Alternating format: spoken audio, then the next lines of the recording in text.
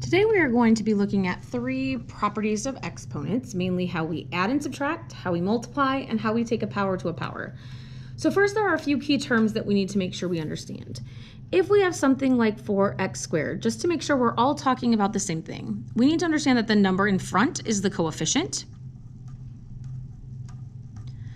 The number that is small up in the top is the exponent. And that the number receiving the exponent is called the base. Now, you've actually been adding with exponents for a long time. You just don't know. It's the same concept as combining like terms, right? We just haven't called it anything with exponents. So we know if we have 4x plus 6x, we know that we turn that into 10x, right? And this is where we take the coefficients in front and we add them together. 4 plus 6 gives us 10. And when we don't see an exponent on a base, we give it an exponent of 1. So this is something with x to the first, and that stays the same as x to the first. So when we're adding and subtracting, we keep the exponent the same. Okay, so if we look at our next one, 5w to the fourth minus 3w to the fourth. I'm taking the coefficients. 5 minus 3 gives me 2. And then I'm keeping that w to the fourth the same. Number 3, 18c to the third plus c to the third. Again, we already know if we do not see a coefficient in front, that is a 1. So 18 plus 1 gives us 19. And then we keep that c to the third the same. Now, the only way that this property works is if the exponent and the base match.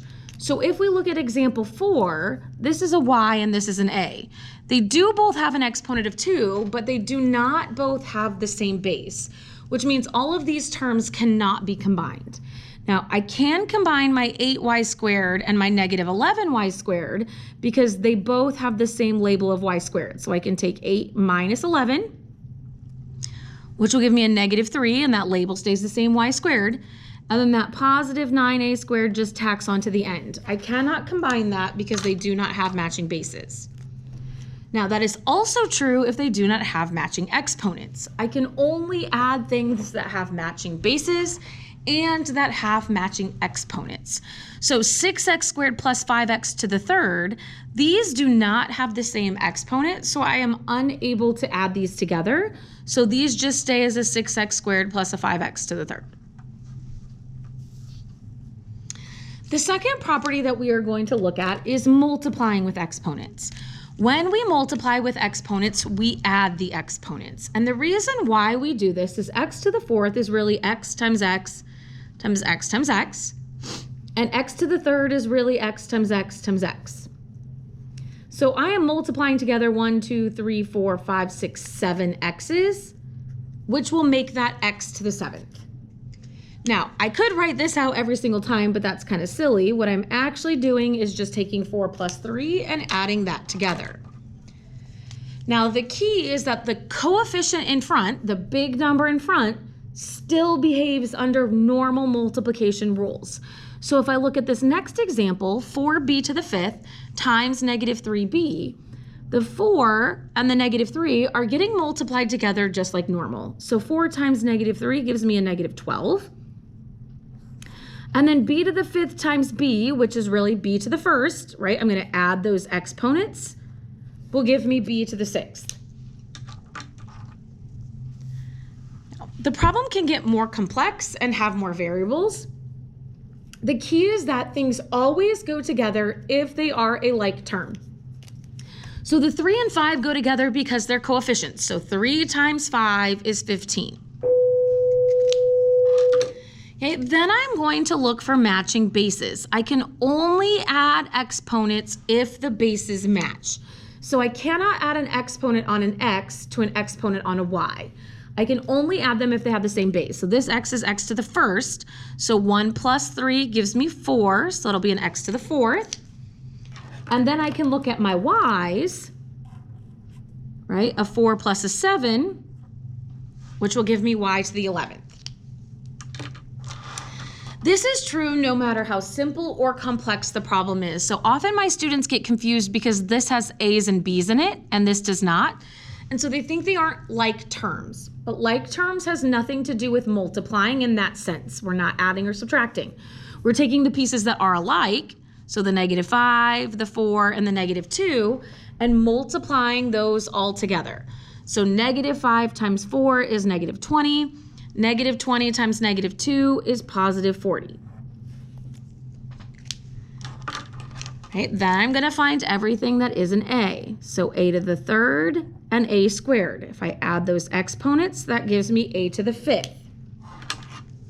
Then I'll take my b's, my b, which is really b to the 1st, and b to the 7th, which will give me b to the 8th.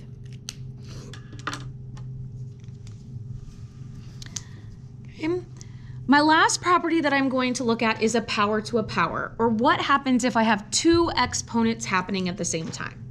Now, what we should know is that anything to the 5th power means to multiply it by itself 5 times. So I really have y to the 3rd times y to the 3rd times y to the 3rd times y to the 3rd times y to the 3rd. Right? And we just said if we are multiplying, we are really adding those exponents. So 3 plus 3 plus 3 plus 3 plus 3 will give us y to the 15th. Right? But we don't need to write that out every time. What we can really do is just take those two exponents and multiply them.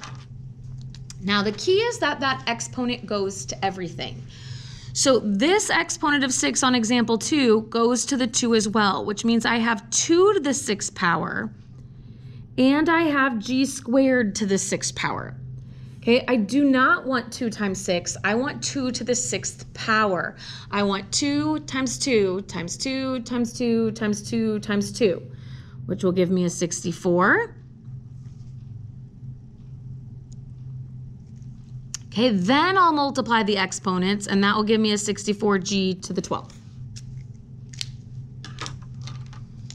Okay, so if I look at my next example again, I'm giving every single thing that exponent of 2. So I have a 5 squared, an a to the 3rd squared, and a b to the 5th squared. So 5 squared, 5 times 5 gives me 25.